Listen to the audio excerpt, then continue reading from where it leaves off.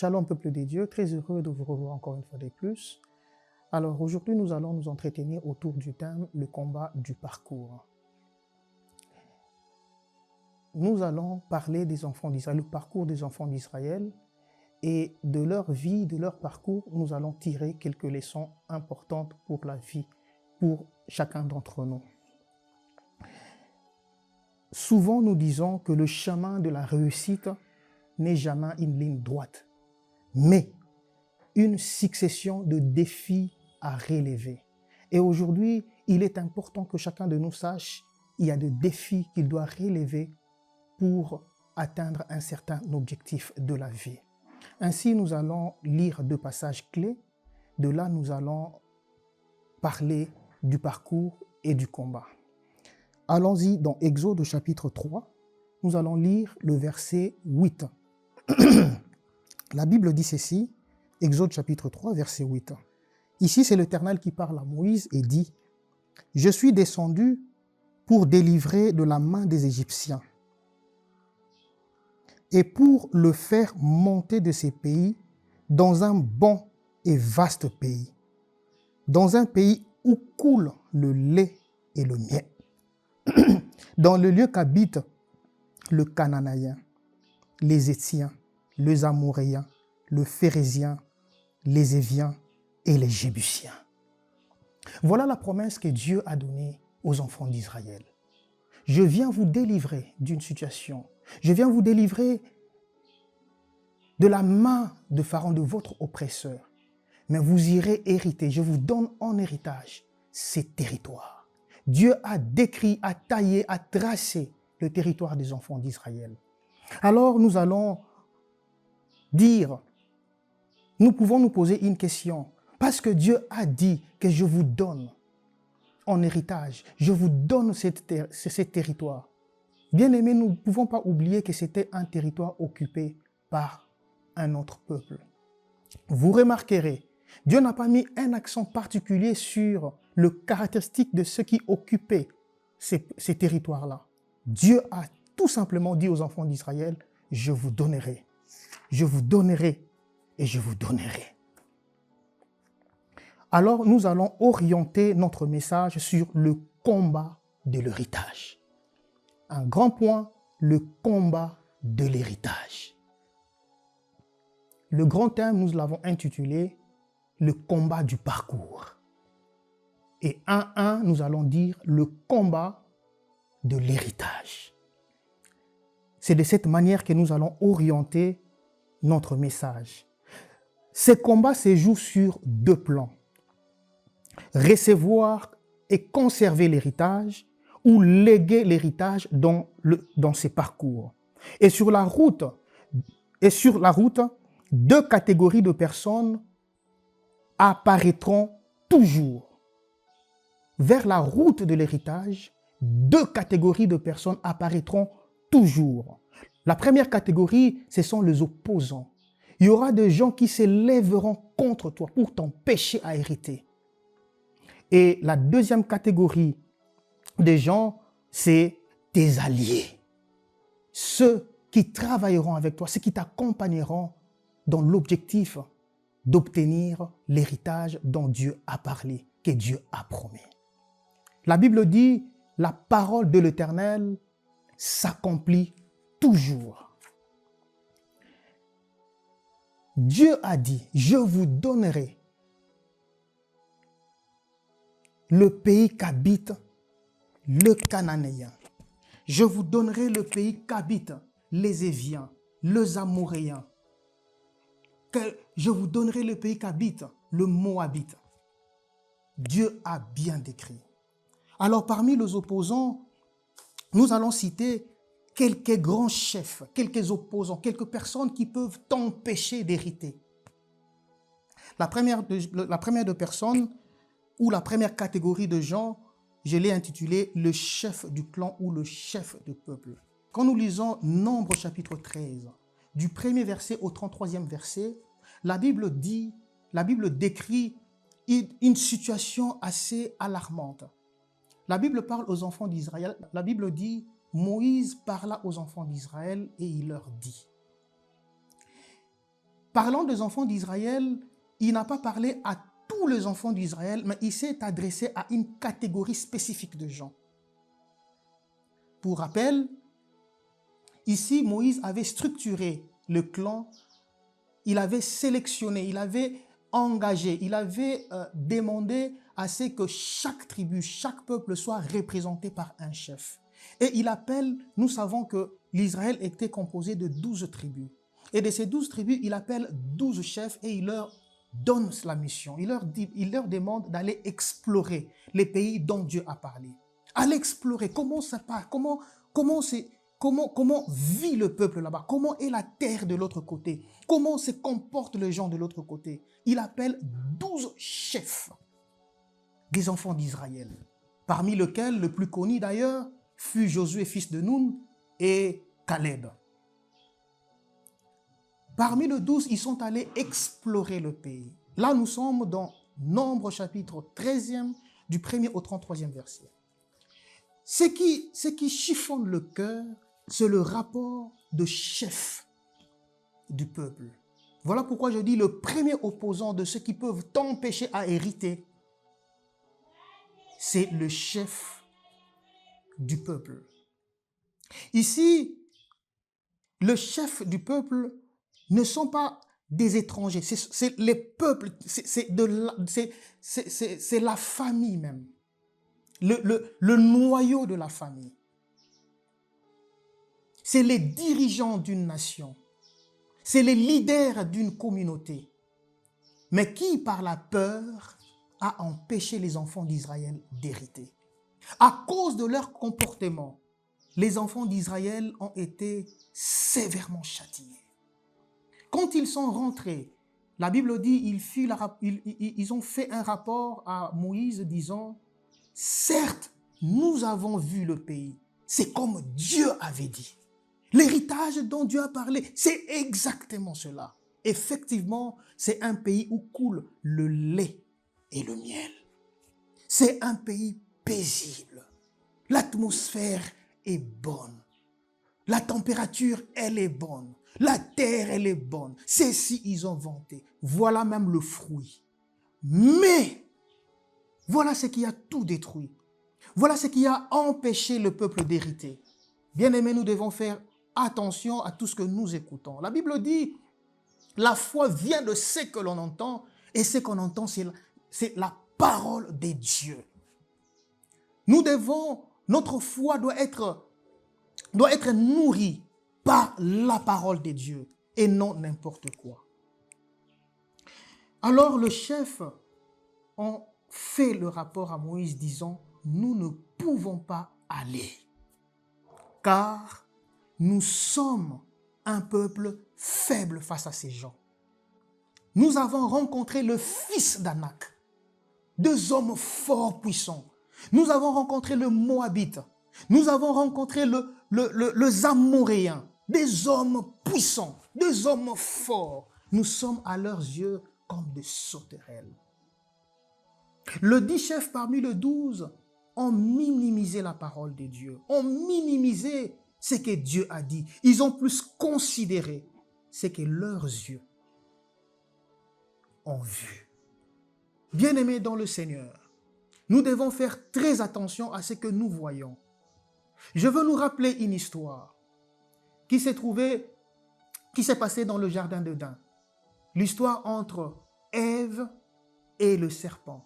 La Bible dit quand le serpent a parlé à Ève, il lui dit, Dieu a-t-il réellement dit que vous ne devez pas manger de ce fruit? La Bible dit par la suite, Ève regarda le fruit et vit que cela était bon à manger. Tout le temps, Ève voyait le fruit. Il ne se rendait pas compte que c'était bon. Mais quand un message, quand une parole vient du diable pour te détruire, pour t'empêcher d'hériter, il te poussera à avoir un regard autre que celui de Dieu. Un regard autre que celui que Dieu te demande d'avoir. Bien-aimés, faisons très attention à ce que nous percevons. Faisons très attention à ce que nous entendons. Ne donnons pas notre oreille à n'importe qui. Le chef, le dit chef, ont parlé, ils dirent à Moïse, nous ne pouvons pas aller, car nous serons dévorés par le fils d'Anak. Ce sont des géants, des hommes expérimentés dans la guerre. Nous ne pouvons pas. Ces rapports ont attristé le cœur des dieux. Si nous lisons le chapitre suivant, le chapitre 14e, les 10 chefs sont allés même très loin. Ils ont dit, Dieu a le dessein de nous exterminer en nous envoyant de l'autre côté. Les 10 chefs, ils ont opéré et ils ont proféré de paroles insensées. Par conséquent, les peuples s'est mis à crier et ils ont demandé à Moïse, nous n'irons pas. Les 10 chefs ont poussé les peuples à déchoir Moïse et Aaron. Ils dirent, Moïse, Aaron, vous et Dieu, vous avez l'objectif de nous exterminer. Nous ne pouvons pas hériter cela. Nous ne pouvons pas aller là-bas. Voilà comment les enfants d'Israël n'ont pas pu aller. Et nous savons que toute cette génération a été exterminée. Et qu'est-ce qui était arrivé? Je veux vous dire quelques points importants de ce que les chefs ont dit. Le 10 chefs sur 12 dirent, Dieu a l'objectif de nous exterminer, de nous détruire en nous poussant vers Canaan.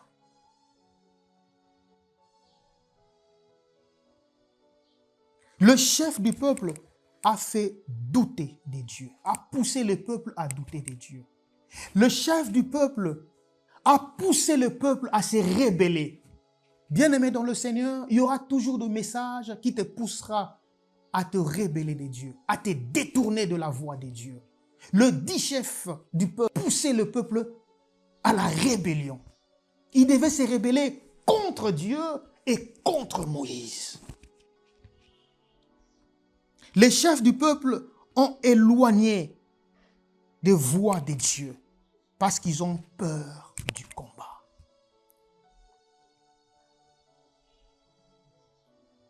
Le peuple, les 10 chefs, se sont comportés comme Saoul et le peuple d'Israël face à Goliath. Peur d'affronter l'ennemi pour hériter, pour posséder.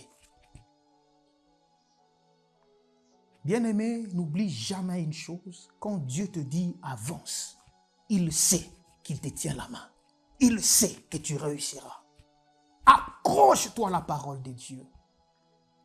Mais dans le parcours du chemin,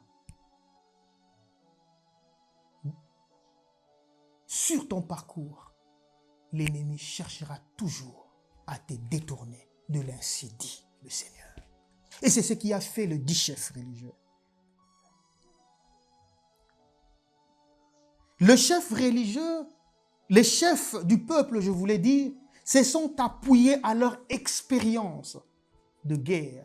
Ils se sont dit, nous ne sommes pas expérimentés dans la guerre. Comment allons-nous affronter ces peuples guerriers, ces peuples forts qu'on appelle fils d'Anak? Ce sont des grands guerriers. Non seulement que ce sont de grands guerriers, mais ce sont des géants. De la race d'Anak, des géants. Ils ont refusé de voir Dieu, mais ils se sont appuyés sur leur force. La Bible dit, ça ne sera ni par ta force, ni par ta compétence, encore moins par ton intelligence, mais c'est par la grâce de Dieu. C'est par l'appui de Dieu, le soutien de Dieu que tu vaincras. Avec Dieu, nous vaincrons. Les 10 chefs ont refusé catégoriquement de voir l'appui de Dieu, mais ils se sont appuyés sur eux-mêmes. Bien-aimés, sans Dieu, sans Jésus-Christ, vous ne pouvez rien accomplir dans la vie. Sans Jésus-Christ, la réussite est compromise. Sans Jésus-Christ, nous sommes défaillants. Sans Jésus-Christ, nous ne savons pas avancer. Les 10 chefs religieux se sont opposés à la volonté de Dieu. La volonté de Dieu était d'aller vers Canaan. Mais eux, ils ont dit, retournons en Égypte. Ils se sont opposés à la parole de Dieu. Bien-aimés dans le Seigneur, ne t'oppose jamais à la parole de Dieu. C'est une décision qui conduira à la fatalité. C'est une décision qui conduira à la ruine, à ta ruine. Ils savaient que Dieu leur avait dit, je vous ai délivré de l'Égypte, de la main puissante de Pharaon, pour hériter de l'autre côté. Mais les 10 chefs se sont levés, ils ont dit, non, nous n'irons pas là-bas. Nous allons retourner en Égypte. Alors, ils ont pris la décision. Les 10 chefs ont pris la décision de lapider Moïse, Aaron, Josué et Caleb. Ils ont pris la décision de détruire même les leaders, le chef que Dieu leur avait donné. C'est celui qui leur avait permis de quitter l'Égypte. Ils ont vu la main puissante de Dieu par Moïse et Aaron, le serviteur de l'Éternel. Mais parce qu'ils ont vu le fils d'Anak, ils ont tout oublié et ils se sont dit, nous allons vous lapider. Car l'héritage dont vous parlez nous conduira à la mort, au désespoir, à la ruine.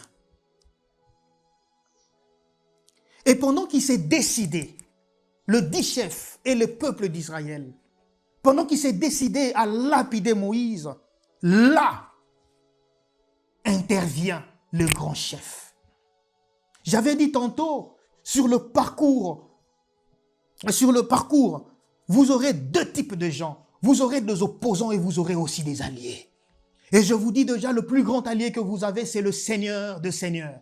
C'est Jésus-Christ. C'est l'Éternel des armées. Lui, il ne vous décevra jamais. Comme il dit dans le livre de Josué, chapitre 1er, je te tiens la main, je ne t'abandonnerai, je ne te délaisserai. Quand Dieu te parle, il ne te lâchera pas. Il ne t'abandonnera pas. Il te conduira, il te donnera du succès. Pendant que le peuple s'est levé pour lapider Moïse, Aaron et le reste du peuple qui s'était allié à Moïse, la Bible dit, on est dans Nombre 14, verset 9, la Bible dit, il y eut une apparition, une manifestation de Dieu dans la tente d'assignation. Ah, c'est là où Dieu intervient. C'est là où les choses deviennent encore intéressantes. Ils se sont levés pour empêcher Moïse, pour empêcher Aaron, pour empêcher le peuple à hériter. Et pendant qu'ils le faisaient, pendant qu'ils s'apprêtaient à lapider Moïse, Dieu s'est manifesté. Dieu s'est manifesté et il prit une décision. Je veux maintenant me lever contre vous parce que vous me dénigrez, parce que vous parlez de mal de moi, parce que vous ne voulez pas reconnaître mon apport dans cette affaire, parce que vous rejetez ma parole, parce que vous vous êtes rebellés de moi. Vous êtes rebellés contre moi. Voici maintenant ce que je veux faire contre vous. Je veux vous exterminer. On ne touche pas au oint de l'Éternel, dit la Bible. Ne touchez pas à mes oints, ne faites pas de mal à mes serviteurs. Enfant de Dieu, l'allié par excellence, Éternel des armées, s'est levé et il a mis fin à cette opposition. Voilà ce que firent le chef du peuple. Et la décision de l'Éternel face à ces gens était sévère. Il a fallu que Moïse intervienne en intercédant pour eux. Seigneur, ne les extermine pas. Ne les tue pas de cette manière, sinon la honte sera à nous. Et Dieu dit, je t'écoute, mais ce peuple n'héritera plus. Voilà une catégorie de gens qui peuvent t'empêcher à hériter. Les gens qui te détournent de Dieu. Bien-aimé, fais attention à toute personne qui te dresse contre Dieu. Fais attention à ces chefs de peuple, cette catégorie de gens qui du reste ne sont pas forcément sorciers, mais par peur,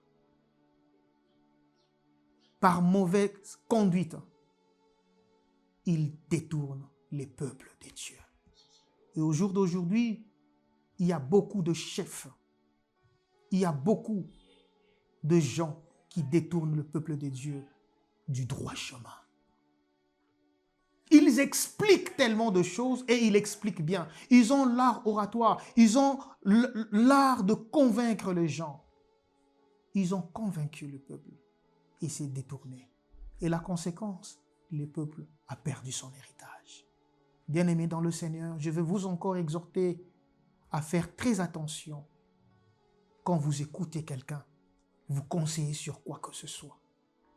N'oubliez pas ce que Dieu t'a dit. Qu'est-ce que Dieu t'a dit? Si la personne, qui qu'il soit, peu importe son rang, s'il te dit une chose qui est contraire à la parole de Dieu, qui est contraire à ce que Dieu t'a dit, ne le suis pas, parce qu'il te conduit à ta perte. Que Dieu vous bénisse.